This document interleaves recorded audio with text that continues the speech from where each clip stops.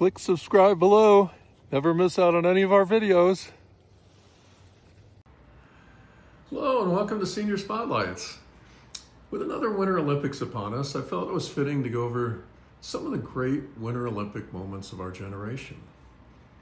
I'm Ed, your host, and settle into a comfortable chair and let's take this journey together across snowy mountains, frozen lakes, and unforgettable moments of courage and triumph. You know, the Winter Olympics is the only event where someone can fall at 80 miles an hour and the commentators say, oof, that's going to cost them. These are stories that span generations, stories of athletes who overcame the odds, nations united in celebration, and moments so powerful they still give us chills. So let's turn back the clock and step onto the ice. Let's start at the beginning. The first Winter Olympic Games were held in 1924 in Chamonix, France, nestled in the French Alps. At the time, winter sports didn't receive much attention. No one knew whether a winter version of the Olympics would even succeed. There were only 16 countries and about 258 athletes, and almost all of them were men. They competed in events like speed skating, figure skating, ski jumping, and ice hockey. What's remarkable is that many athletes traveled for days by train just to compete. There were no high-tech skis, no heated jackets, and certainly no instant replays. But what they did have was determination and a love for the sport. The success of those games laid the foundation for everything that followed. Without Chamonix, there would be no miracle moments, no legendary champions, and no Winter Olympics as we know them today. No one was going to remember this, but long ago there was a woman who changed figure skating forever. Sonja Henie was from Norway, and when she competed in the 1928 Winter Olympics, she was just 15 years old. At the time, women skated conservatively. Sonja did not. She skated with grace, speed, and showmanship.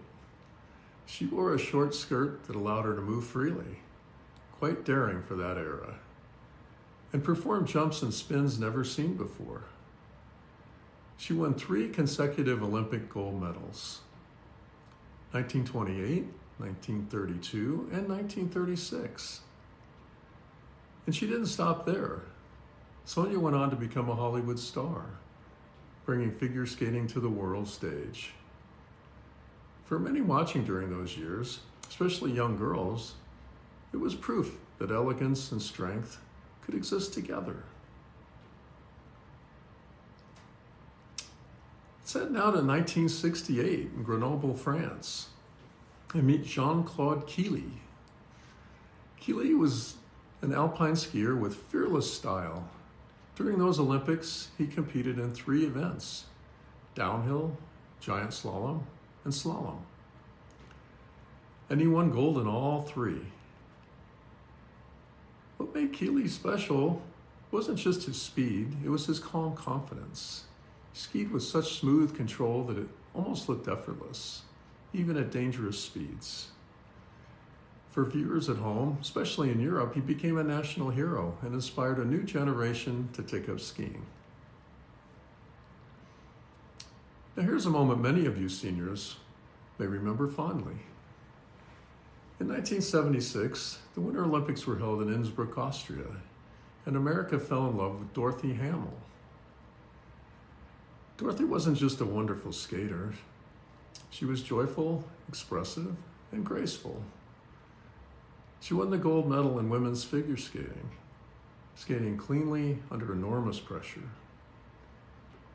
And then there was her haircut. The Dorothy Hamill wedge became a sensation. Hair salons everywhere were flooded with women asking for it. She became a symbol of optimism during a challenging time in American history, and her smile lit up living rooms across the country. Even if you're not a hockey fan, you've probably heard of this one. The year was 1980, and the Winter Olympics were held in Lake Placid, New York. The world was in the middle of a Cold War, and tensions between the United States and the Soviet Union were high. The Soviet hockey team was nearly unbeatable. They were seasoned professionals, strong, fast, and dominant. The U.S. team? Group of college students and amateurs. Most people expected them to lose badly. But on February 22nd, 1980, something extraordinary happened. The young Americans skated with heart, discipline, and belief. Against all odds, they defeated the Soviet Union 4-3. As the clock ticked down, announcer Al Michaels famously cried, "Do you believe in miracles? Yes!" The U.S. went on to win the gold medal, but that game, the miracle on ice, became a symbol of hope, unity, and the belief that anything is possible.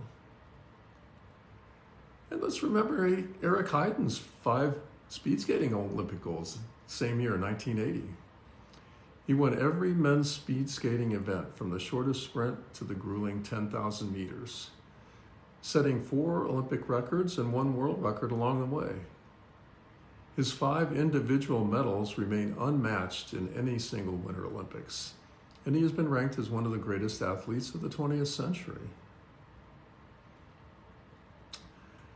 Not every great Olympic moment is about winning. In 1988, the Winter Games were held in Calgary, Canada, and British ski jumper named Eddie Edwards captured hearts all around the world. Nicknamed Eddie the Eagle, he finished last in his events, but he did something far more important. He tried. Eddie had poor vision, little funding, and no professional training facilities, but he showed up, flew off the jump, and smiled all the way down. His courage reminded everyone that the Olympics are about participation, perseverance, and joy, not just medals. That same Olympics in 1988, the Jamaican bobsled team made their debut. That team captured the hearts with their improbable qualification and spirit. Feel the rhythm, feel the rhyme, it's bobsled time. While not always in the spotlight, the Winter Paralympic Games deserve recognition. These athletes compete with physical challenges, missing limbs, vision loss, or paralysis, but their determination is nothing short of inspiring. In early March, we'll provide a video of the great Paralympic moments, including Oksana Masters of the USA, who won medals across multiple Winter Games. She's also one of the few athletes to dominate both the Summer and the Winter Paralympics. Her resilience and openness about disability reshaped public perception of elite athletes. 2018 was a big year for Americans. Shaun White won his 3rd gold. He reclaimed the top spot in the halfpipe with a clutch final run in Pyeongchang, becoming the first snowboarder to win 3 Olympic golds.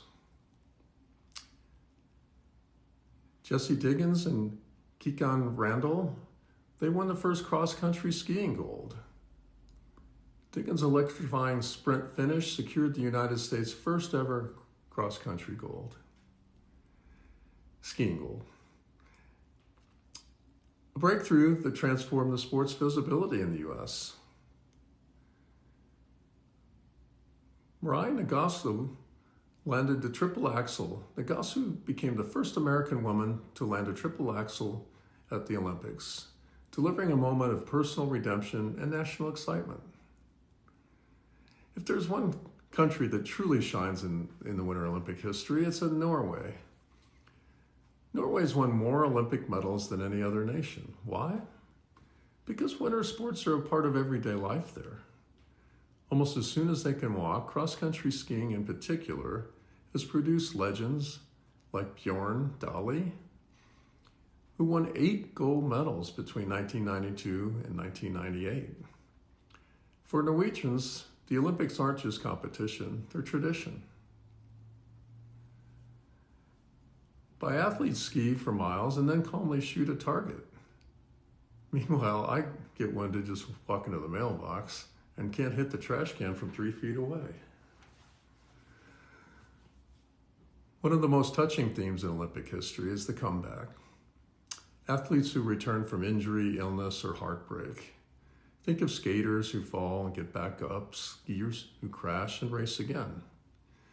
At Nagano in 1998, Hermann Maier survived a terrifying crash in the downhill, then returned days later to win 2 gold medals.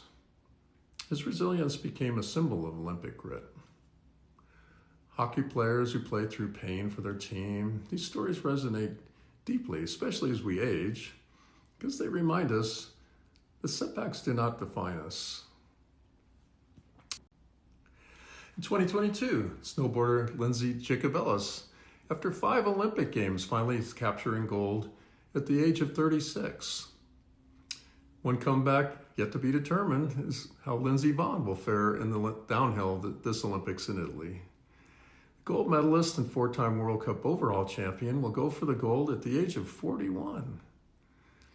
As of the making of this video, she survived a crash last week and plans to race. She's not a senior in our sense, but in the ski world, and she's making a remarkable comeback. So why do these Olympic moments stay with us? Because they remind us of perseverance, grace under pressure, unity across nations, and the joy of striving for something greater. Many of us watch these moments with family on black and white televisions, then color, and then modern screens. They're tied to memories of where we were, who we loved, and how the world felt at that time. And that's the true magic of the Olympics. There are too many great moments to mention them all. Let us all know in the comments below if there's some favorites that you recall that haven't been mentioned. Thanks so much for spending this time with me today on Senior Spotlights. I hope these stories brought back fond memories, or perhaps introduced some new ones. Until next time, stay well, stay curious, and keep believing in miracles on the ice and in life. Goodbye for now.